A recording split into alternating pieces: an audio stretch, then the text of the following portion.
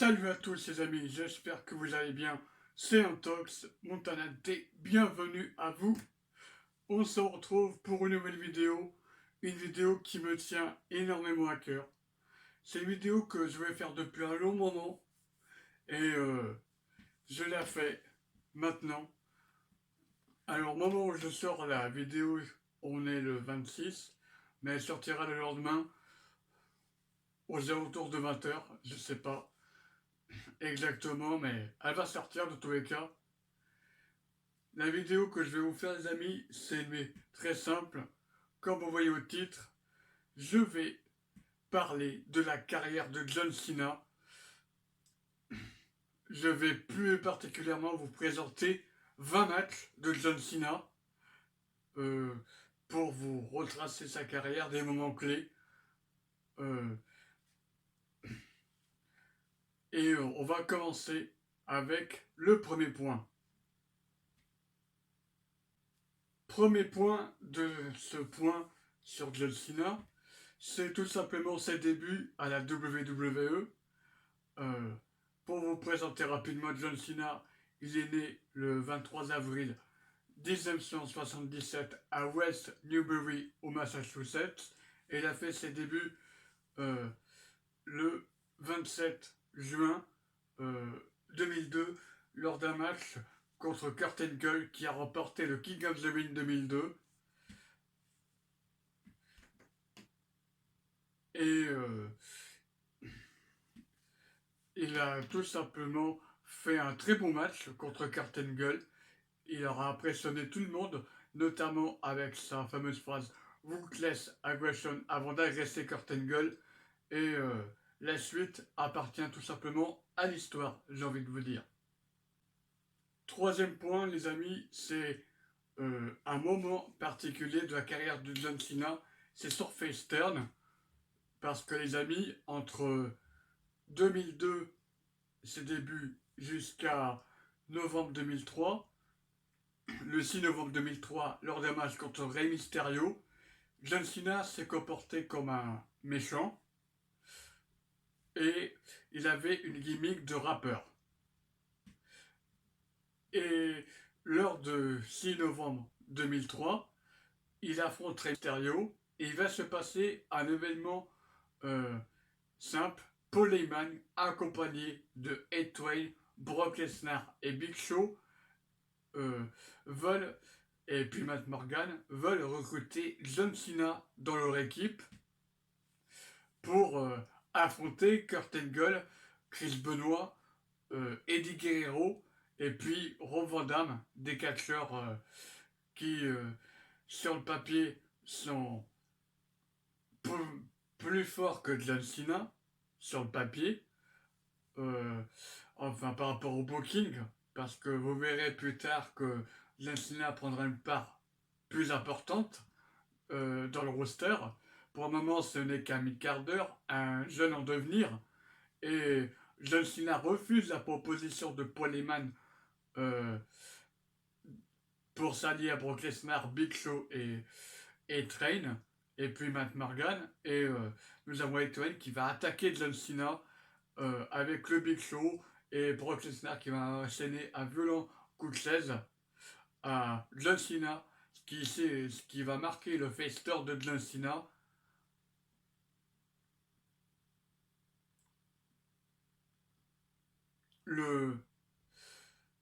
Lors de WrestleMania 20 à Madison Square Garden en 2004, John Cena affronte le Big Show pour le titre des États-Unis.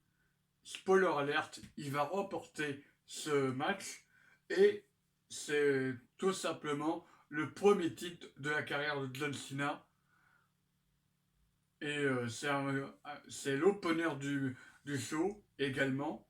Et c'était un très bon match de moins de 10 minutes où certes John Cena va utiliser un poids américain pour battre le Big Show derrière le dos de l'arbitre, mais il va gagner en popularité suite à cette victoire. Et un an plus tard, en 2005, rebelote, match de titre, cette fois contre John Bradshaw Layfield, alias JBL, le catcheur texan, qui est probablement l'un des plus grands heels de la génération catch attack, et voire même des années 2000, avec son personnage de milliardaire texan arrogant, imbu de sa personne, irrespectueux, bref. Et il affronte John Cena, qui est un vent de fraîcheur au sein de la WWE, et il doit confirmer sa victoire de l'an dernier à WrestleMania 2004, et il va battre en moins de 8 minutes JBL pour remporter le titre de champion du monde poids lourd, alors que en, en face tu as Batista qui remporte le titre face à Triple H. Pour l'anecdote, John Cena et Batista étaient les deux derniers catcheurs lors du Rumble 2005, mais il s'est passé une controverse, c'est que les deux se sont mutuellement éliminés lors du Royal Rumble 2005, et on a dû recommencer l'élimination sous les ordres de Vince McMahon, et c'est finalement Batista qui élimine John Cena pour aller combattre Triple H.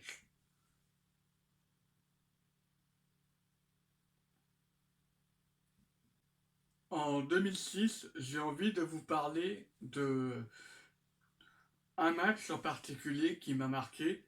C'est un match entre John Cena et Edge lors de Unforgiven 2006. C'est un TLC, c'est un Table, Ladder and Chair match. C'est un match où tous les cons sont permis. Euh, la seule manière de remporter le match, c'est de décrocher le titre à l'aide d'une échelle, parce que le titre est suspendu à l'aide d'un câble et il faut aller le chercher en escaladant une échelle et démolir son adversaire dans la même occasion. Et John Cena contre Edge, c'est un très bon TLC match. Et puis Edge part avec un avantage parce qu'il connaît très bien cette stipulation. Euh, lors des... Depuis 2001, il en est le maître de cette stipulation. Il a fait une très grosse rivalité entre 97 jusqu'à 2001-2002 face aux Hardy Boys et les Dudley Boys.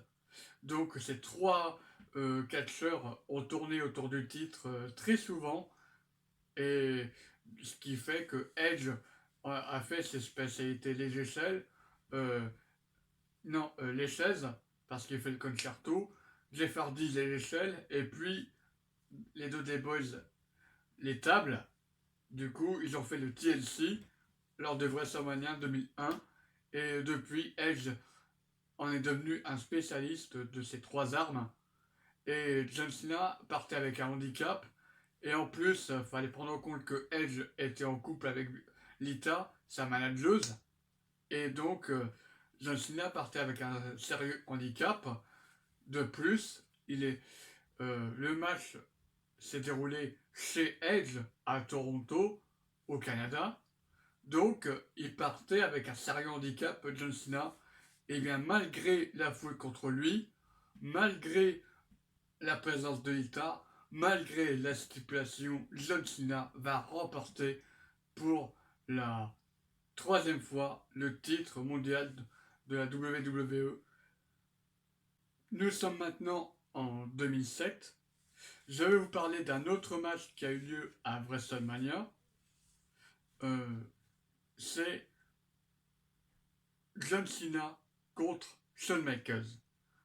Le but de ce match est simple.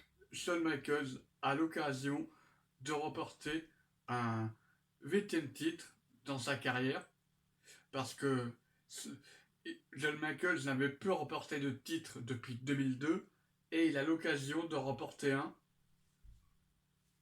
Et John Cena va tout simplement accepter le défi de Shawn Michaels, mais malheureusement, Shawn Michaels ne va pas réussir à battre John Cena. John Cena va conserver son titre dans un très bon match de 20 minutes. quelques mois plus tard, ou quelques jours plus tard, ils feront un autre match du côté de Raw qui durera 45 minutes. Ils avaient, pour les deux, 45 minutes de match. À la fin, les deux étaient épuisés. Et c'est ce qui rend la beauté de cette rivalité encore plus beau, encore plus belle. Ce match de 45 minutes que Shawn Michaels va remporter pour avoir le droit à un match pour le titre plus tard.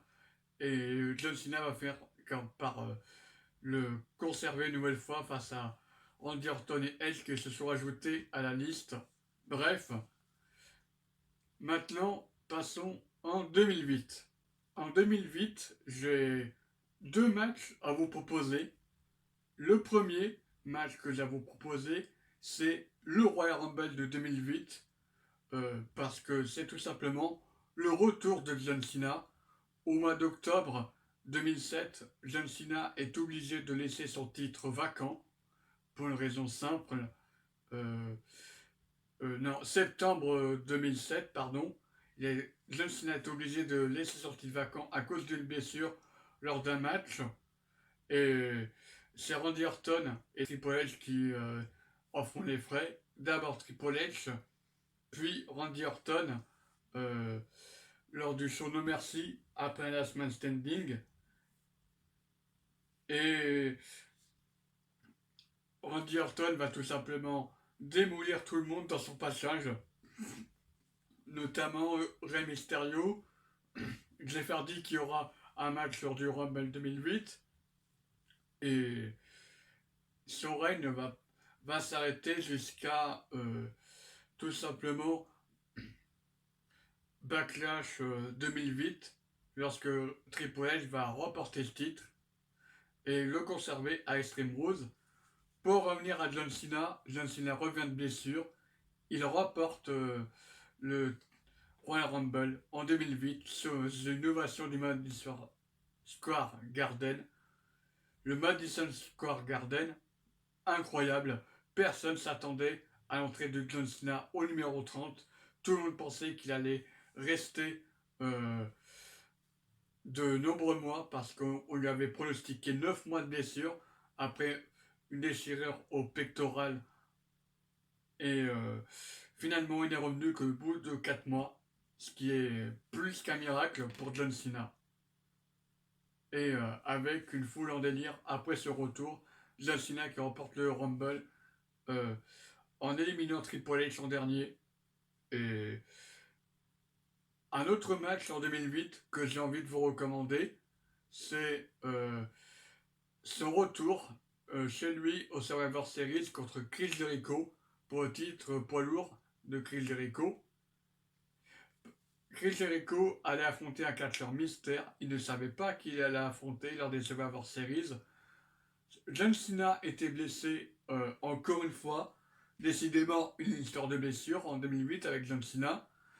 Lors d'un match entre Batista et Cena, Batista blesse John Cena à la nuque après une Batista bombe botchée. Puis, ça sera une courte blessure de 3 mois, puisqu'il reviendra au mois de novembre pour les Survivor Series. Et il va tout simplement battre Chris Jericho lors de ce match et remporter un deuxième un premier titre de champion du monde poids lourd. En 2009, j'ai envie de vous parler d'un match en particulier qui m'a beaucoup marqué pour John Cena. C'est un match à WrestleMania 25 entre John Cena, Edge et Big Show. Pour vous remettre le, le contexte, John Cena perd son titre à No Way Out Show qui se greffe au match. Et nous avons le droit à Edge qui défend son titre à WrestleMania 25 face à Big Show, son allié de circonstance, parce qu'il est membre du clan de la Familia avec Vicky Guerrero, Kurt Hawkins, Zack Ryder et Chavo Guerrero, puis Vicky Guerrero, la manager générale de SmackDown. Et puis il y a aussi le Big Show et Edge dans le clan. Et ils affrontent tous les deux John Cena pour le titre de champion du monde poids lourd. Et puis nous avons un très bon match où il y a eu beaucoup de suspense dans ce match. Un coup c'est Edge qui essaie de conserver, un coup c'est Big Show qui essaie de prendre le titre, un coup c'est Cena qui essaie de prendre le titre, arriver les épaules du Big Show ou de Edge, et vice versa. Puis au final, ça sera John Cena qui va river les épaules de Edge après avoir infligé 2 attitude adjustments, un sur le Big Show et un autre sur Edge, pour le compte de 3 et pour apporter un titre mondial à WrestleMania. C'est le début de ce qu'on peut appeler Super Cena. En 2009, est en rivalité avec Randy Orton. Et il y a un match qui m'a marqué durant cette rivalité, c'est à Breaking Pump 2009. John Cena et Randy Orton s'affrontent lors d'un I Quit match. Le but du I Quit match, c'est de forcer à dire son adversaire à dire I quit. I quit signifie en anglais j'abandonne. Et John Cena va souffrir comme jamais. Il va rendre fou Randy Orton, qui a beau essayer de le détruire, de le torturer avec des coups de kendo stick, des coups de poing, des coups de pied, des coups de chaise. Il aura tout essayé. Il a même essayé de le menotter. Mais non, John Cena n'abandonne pas. Et puis, il va profiter d'une erreur d'inattention de Randy Orton en mettant un low blow, en s'éloignant des cordes également, parce que Randy Orton avait une menotte avec John Cena, il s'était co-menotté avec Cena pour tenter un RKO, sauf que John Cena s'est réveillé au dernier moment, il a passé la seconde, il a démoli Randy Orton, malgré qu'il s'est pris un RKO. Puis John Cena se réveille, Randy Orton essaie d'atteindre la clé pour se défaire des menottes, mais John Cena a compris la manœuvre. Il utilise le bras de Randy Orton pour porter un STF et étrangler Randy Orton et le forcer à dire le fameux I quit et à remporter la victoire. John Cena est de nouveau champion après avoir déjoué les plans machiavéliques de Randy Orton qu'il avait battu lors d'un Hell in a Cell et lors de SummerSlam 2009. Très très beau match que je vous recommande de regarder.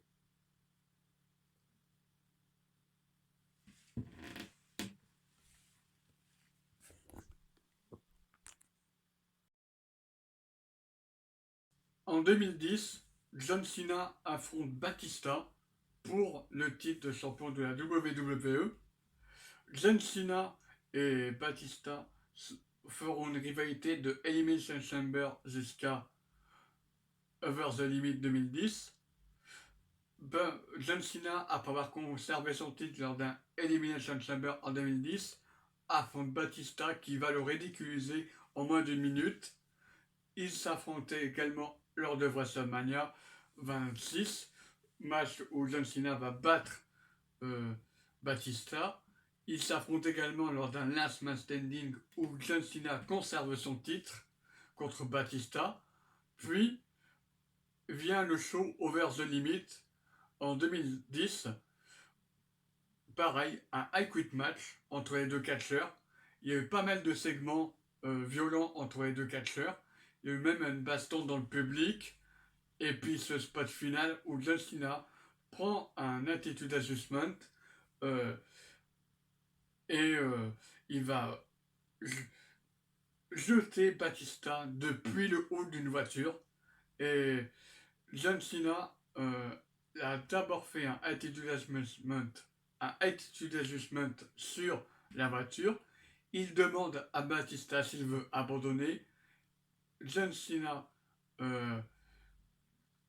entend le fameux non, et puis il rétorque à Batista, j'espérais tellement que tu dises non.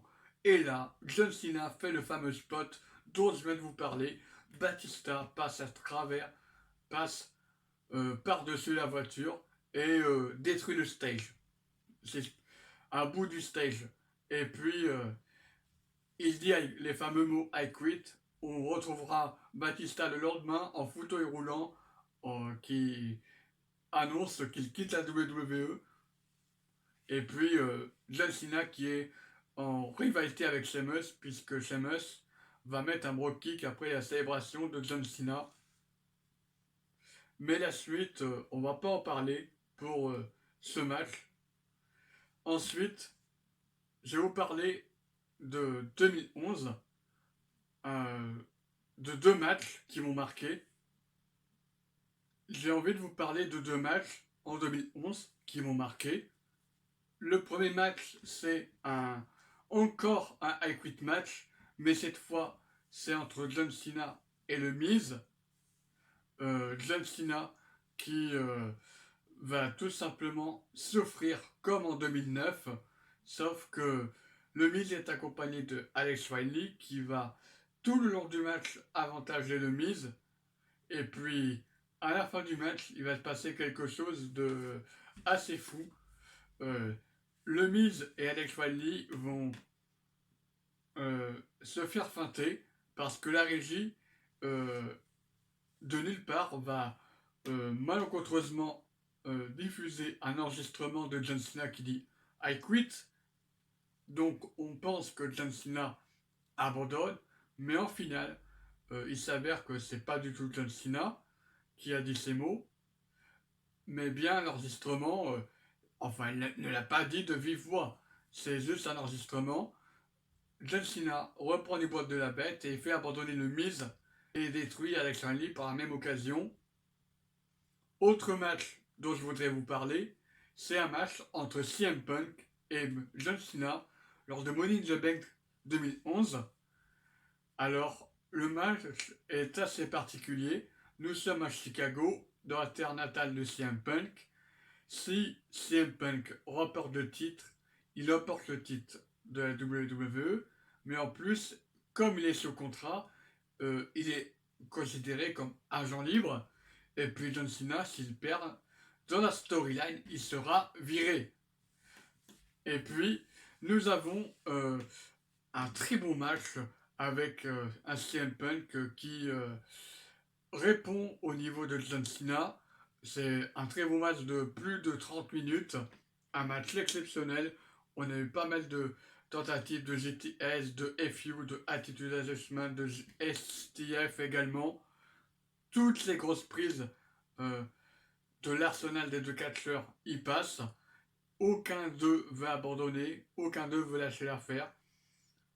Intervient la phase du match entre Cena et Punk, STF de John Cena sur Punk.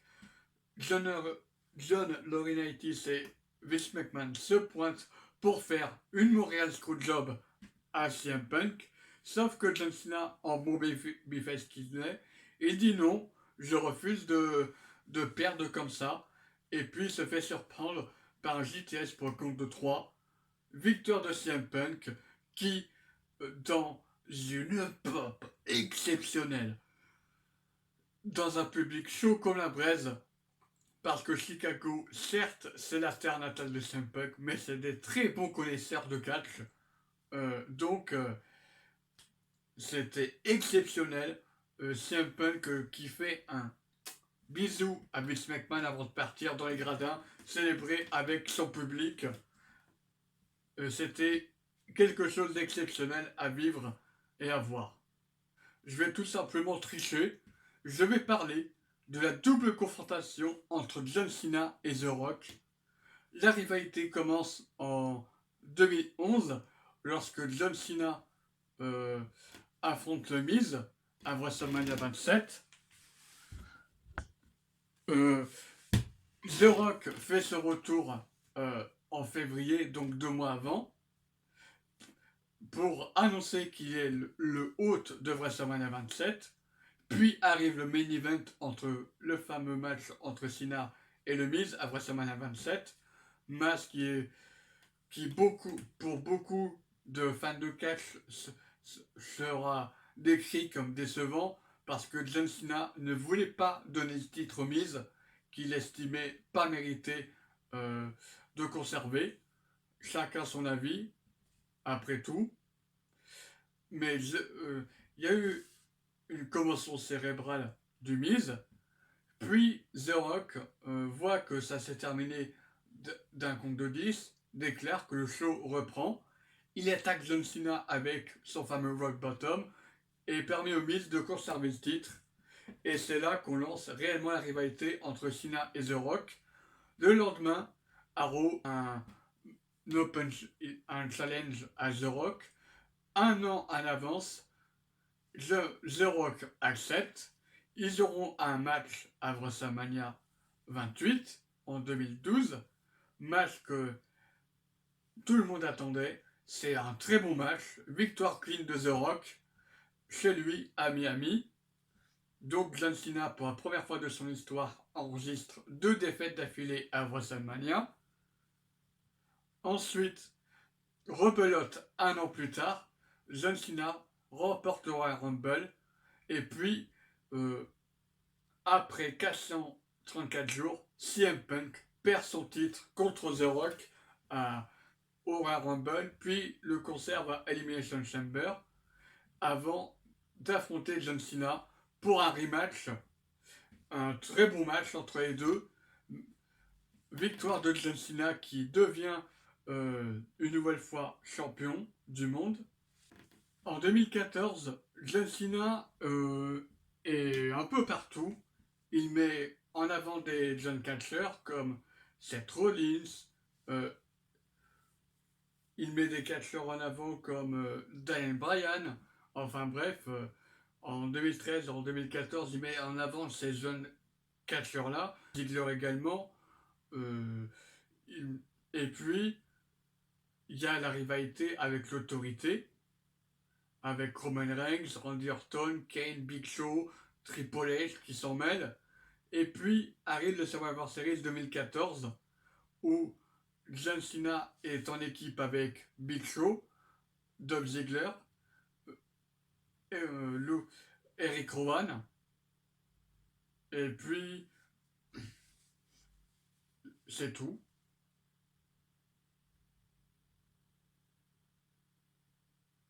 Ensuite, nous avons un très bon match de Survivor Series. Big Show élimine Mark Henry d'un simple coup de poing. Ensuite, nous avons Luke Harper qui élimine Eric Rowan. D'ailleurs, on ne sait toujours pas qui est Eric Rowan. Ensuite, nous avons Rusev qui se fait éliminer par Ziggler. Ziggler, Kane et Big Show et Cena se retrouvent à 3. Ils éliminent successivement tous les catcheurs heel, Luke Harper, ainsi que Kane. Et puis, nous avons Seth Rollins qui, lui,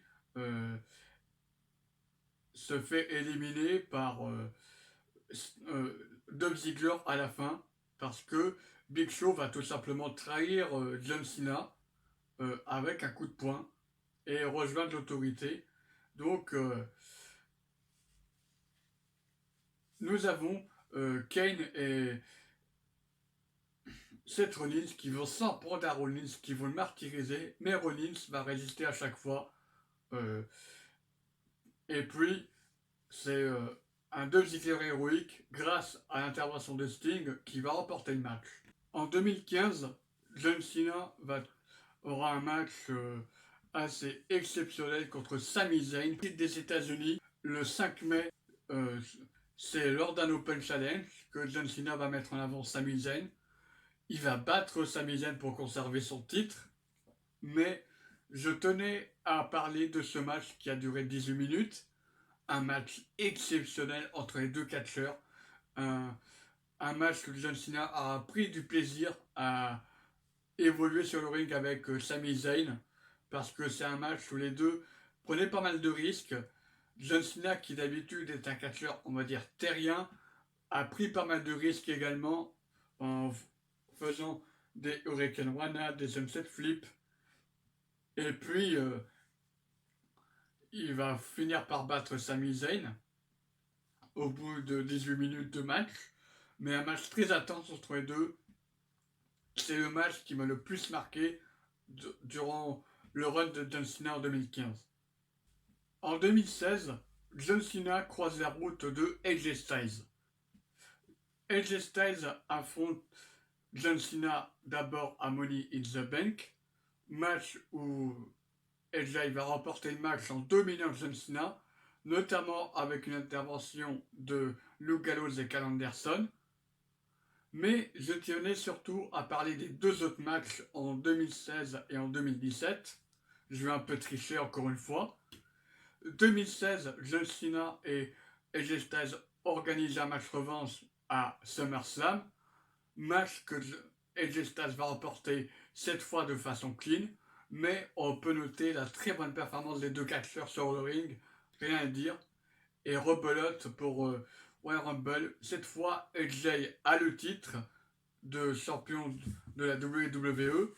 Et John Cena remportera son 16e et dernier titre de la WWE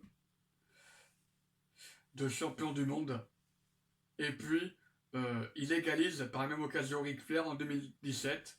D'ailleurs, ça sera même meilleur que les deux précédents.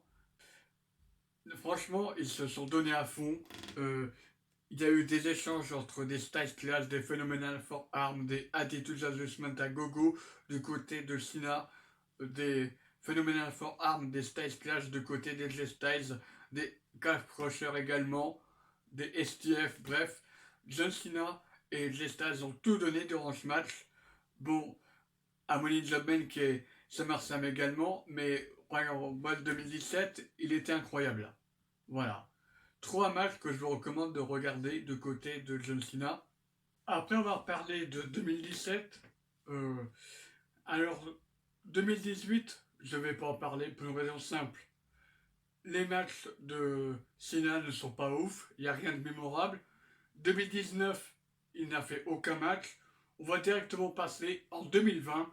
Et en 2020, John Cena a fait un match contre The Fiend, Bray Wyatt, lors d'un Firefly Funhouse match. C'est un match cinématographique qui a eu lieu à WrestleMania 36 durant le Covid-19, quand le Covid-19 était fort, tu vois, où tout le monde était confiné dans le monde.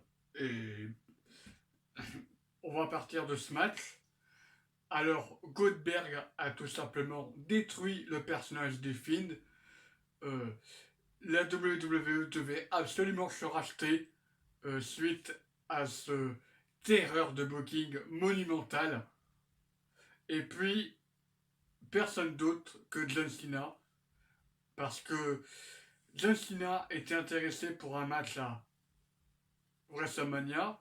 Il n'avait pas d'adversaire, du coup, les chemins du Fiend et de John Cena se sont croisés lors de SmackDown, lors d'un SmackDown juste avant le confinement.